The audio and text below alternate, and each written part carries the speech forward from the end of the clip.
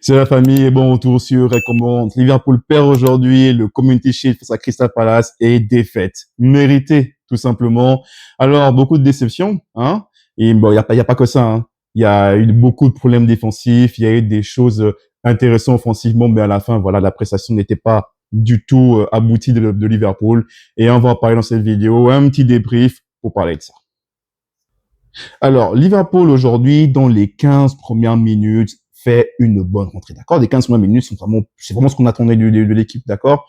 Beaucoup d'impact, il y avait de l'envie, les joueurs combinaient bien, on voit Barnes et Ekitike qui combinent. Et c'est vraiment, je dirais, en fait, c'est vraiment l'aspect politique, en fait, de la première mi-temps. Au-delà, voilà, de cet aspect, ce truc magnifique, on a vu le 20e minute, but de Frimpong. Bon, il a fait un mauvais match. Non plus, il a fait un bon match, quand même, Frimpong.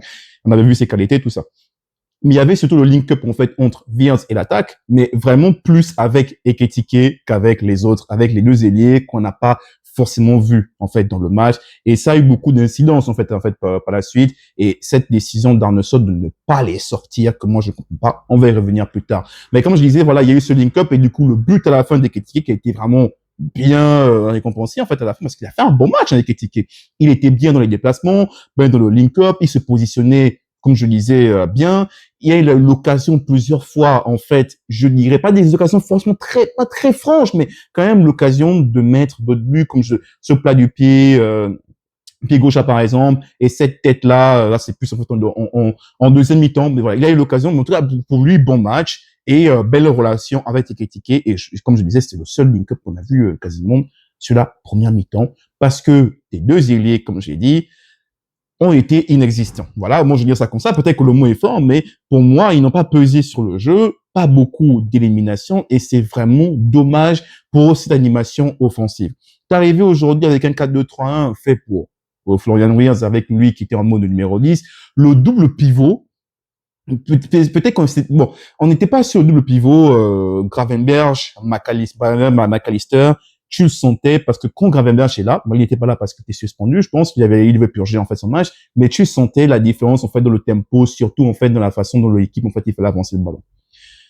Ça a pas eu trop d'impact parce que tu arrivais quand même en fait à jouer, mais par contre en fait à la fin, on a vu un peu la lenteur qu'apportait Jones en fait dans l'animation offensive. Et je dirais que c'est vraiment dommage parce que sur l'aspect offensif, seulement sur l'aspect offensif, on n'a pas eu beaucoup, pour moi en tout cas, quand je prends l'ensemble du match, parce que je me disais, la première mi-temps, c'était les 10-15 on a été vraiment bien. Après, le rythme a baissé, on était plus sur un truc plat. Et Crystal Palace, je dirais qu'ils étaient plus en train de se mettre en place dans le match. Et pour prendre l'ascendant plus tard. Mais ces 90 minutes, c'est dommage, en fait, offensivement, la prestation n'est pas aboutie. Et pas seulement offensivement, défensivement, c'est pire. Alors défensivement, Liverpool aujourd'hui, la prestation n'était pas bonne du tout. Pas bonne du tout. Je suis étonné de ce que Virgil van Dijk et Konaté en fait ont fait aujourd'hui. Hein. Les placements n'étaient pas bons. Mais avant de parler d'eux, il faut quand même parler du milieu de terrain parce que je parle de double pivot. Ton double pivot normalement est là pour protéger ta défense avant pour qu'il ne subisse pas forcément trop de vagues. Tu vois, surtout. Mais là, Jones n'a pas fait un mauvais match. Hein. Jones, on a vu la polyvalence en fait du joueur, capable, voilà, il prenait bien le ballon, il arrivait quand même à le remonter, il était bon sur certains aspects en fait défensifs, mais on a vu qu'au niveau des déplacements, ce double pivot, ce Jones là, en tout cas moi, je n'ai pas été convaincu par ça, ce qui est un peu normal aussi. Tu vas demander ça en fait à Jones et à Szoboszlai. C'est pas réellement en fait leur poste, d'accord? Parce que tu as pour l'exemple le but qui a été mis, le premier but, c'est vraiment la caricature des problèmes défensifs qu'a Liverpool dans ce match-là. Il y a des espaces qui pour moi ne devraient pas exister, qui font en sorte que d'abord la défense se fait prendre et après il y a des mauvais placements. Parce qu'avant de parler, comme je disais en fait des déplacements en fait des joueurs, il faut voir Crystal Palace, c'est en 3 passes qu'ils arrivent devant ta défense. Même pas devant ta défense, ils arrivent en 3 passes devant Alisson. Et ça, c'est pas normal. Hein. Surtout sur une phase, tu t'es même pas, c'est pas une phase où tu as perdu le ballon et tout, non. Crystal Palace était en train d'avancer, le ballon est dans l'axe. Il y a 2 passes dans l'axe. Et il y a la profondeur directement, elle arrive sur Mateta. Mais moi, j'ai vu les 3 passes, je me suis dit, mais c'est pas normal de se faire prendre comme ça. C'est pas normal. Donc, tu vois que ton milieu de terrain, là, ton double pivot, au niveau de la protection de tes défenseurs, c'était pas forcément ça, d'accord? Mais en plus, pour parler du coup de nos deux gars, en fait, aujourd'hui, parce que bon, défensivement, Frimpong, parfois, il se faisait prendre dans son dos. Il y a des actions, ça me faisait un peu peur. Ça me faisait vraiment penser, en fait, à Trent. Kerkez était beaucoup plus solide, mais vraiment beaucoup plus solide, sauf à la fin avec le but de Sarr, là, on va y revenir. Mais les deux, là, Konaté et Van Dijk, même Alisson, parfois, il y a des décisions défensivement, moi, je les comprends pas, hein. Sur les phases aériennes, par exemple, et ça, c'est vraiment étonnant par rapport à Liverpool, vu les joueurs qu'on a, il y a des centres dans la surface. C'est-à-dire que sur les corners, tu t'es fait bouffer. Il y a des centres dans la surface, là. J'ai vu, par exemple, il y a un exemple en premier temps. Il y a un centre, je sais pas de quel c'était le latéral de Crystal Palace, ça, il fait un centre.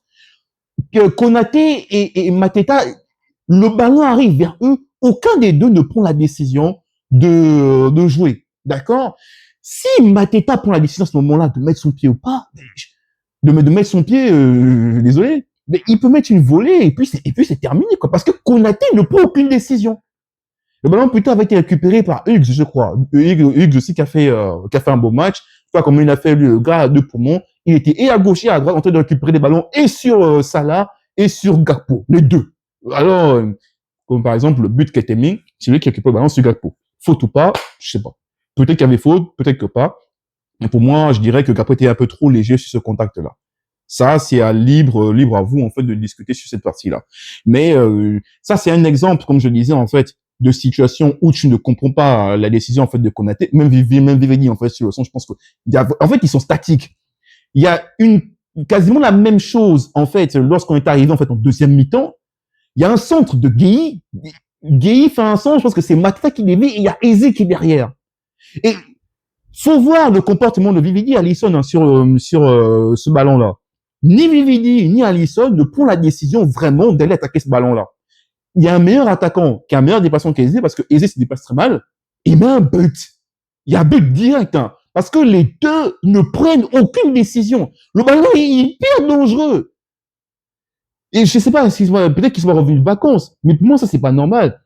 Et c'est symptomatique de ce qui arrive dans ce match, non. Il y a, défensivement, ils étaient à la ramasse. Les déplacements sont pas bons. Les prises de décision en première intention, je sais pas, on dirait qu'il en faut 10 minutes de plus. Mais dans le match, t'as pas le temps, quoi. Les gens, c'est vrai qu'on n'est pas face à des attaquants de classe mondiale, mais quand même. Les décisions sont prises beaucoup trop lentement. Konaté, voilà, on lui reproche parfois ses relances. Il a quand même fait de bonnes relances aujourd'hui, mais dans le déplacement. Et en plus, il m'a fait peur. Le gars, il aussi, il est fragile. Hein. Déjà qu'on n'a pas de défenseur, mais quand il était resté par terre, là, moi, j'ai eu peur. Mais aujourd'hui, franchement, non.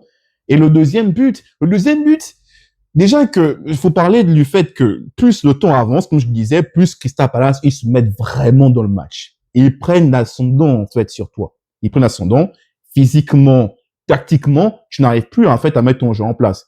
Et au niveau du changement, il y a un déséquilibre. Je sais pas ce que Sot a voulu faire, mais pour moi, ça crée un déséquilibre. Le premier changement que tu fais, tu nous balances Sobosai et Wirtz un peu plus haut, et je sais pas ce qui se fait par la suite. Tu fais les taux de changement, il y a un 4-2-2-2.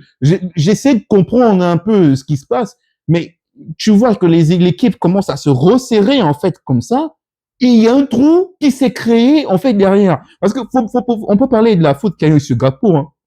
Peut-être que ça a déstabilisé le joueur, mais moi je pense pas. On peut parler de la faute qu'il y a sur Gakpo. X récupère le ballon. Là, il donne la zone où Wharton récupère le ballon. Il est dans un confort, c'est pas normal. Vu la zone où il est tout seul.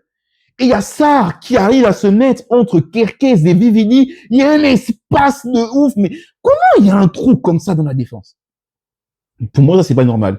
Et j'ai l'impression que c'est vraiment ce qu'il y a eu au niveau des changements lorsque tu as remplacé le double pivot. Ça a apporté encore plus de lenteur qu'avant dans les déplacements. Parce que ni Sarr, ni Wharton doivent être dans des situations si confortables pour récupérer les ballons et pour... C'est pas normal, en fait. Pour moi, je passe toutes les situations défensives où, franchement, déjà, faut voir tous les ballons qu'ils ont essayé de mettre dans le dos de notre défense, hein. Plusieurs fois, plusieurs fois, l'attaquant n'est pas au jeu, hein. Si tant est qu'ils avaient un peu plus de précision, là, je parle des joueurs de Crystal Palace, plusieurs fois, la défense se prend dans le dos. Ça prouve qu'on a une animation défensive. Bah, il faut travailler dessus. Et quand tes deux ailiers, là, tu leur donnes les ballons, ça percute pas. Et en plus, défensivement, c'est limite. Moi, je pense que j'ai vu Gakpo plusieurs fois refaire le but défensif, mais après, plus t'avances, moins, tu vois le gars. Mais il faut prendre une décision. Et j'ai pas compris pourquoi. T'apportes des remplaçants, t'as du Chiesa et t'as du Rio. Pourquoi ils rentrent pas? Parce que là, ton Salah, il produit pas, ton Gakpo, il produit pas. Je dis pas que c'est des mauvais joueurs, mais à partir du moment, il faut prendre une décision. Ouais, après, là, je parle avec les émotions parce que la défaite, à la fin, elle est méritée. Hein. Totalement méritée.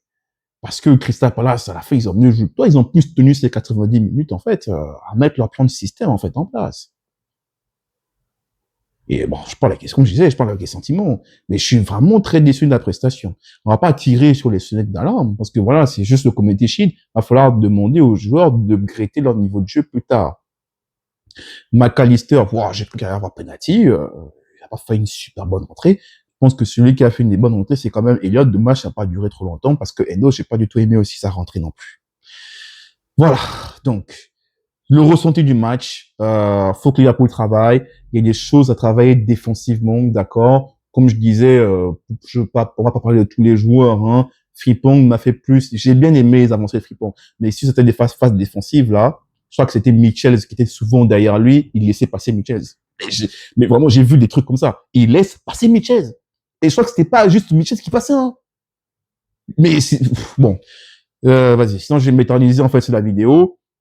Je sais pas ce que toi, tu en as pensé en fait du match. Moi, en tout cas, j'étais déçu. Il y a certains joueurs, il faut vraiment qu'ils upgradent leur jeu. Jones, pas le mettre là. J'espère que Gravenberch, quand il va revenir, il faudra trouver une double à Gravenberch aussi, hein, parce que là, franchement, écoute, Liverpool a besoin de travailler défensivement. Il faut aller chercher des défenseurs. Hein. Il faut aller chercher un défenseur. Quand t'es tombé, moi j'ai eu peur. Bon, je fais encore une parenthèse. Hein. N'hésite pas à me dire ce que tu as pensé en fait en commentaire. Hein, qu'est-ce que tu as pensé du match? Quel joueur t'a déçu? Quel joueur t'a impressionné? N'hésite pas à me dire en commentaire. Et on se dit à très bientôt pour une nouvelle vidéo. C'est comme on rend ta famille. À très bientôt.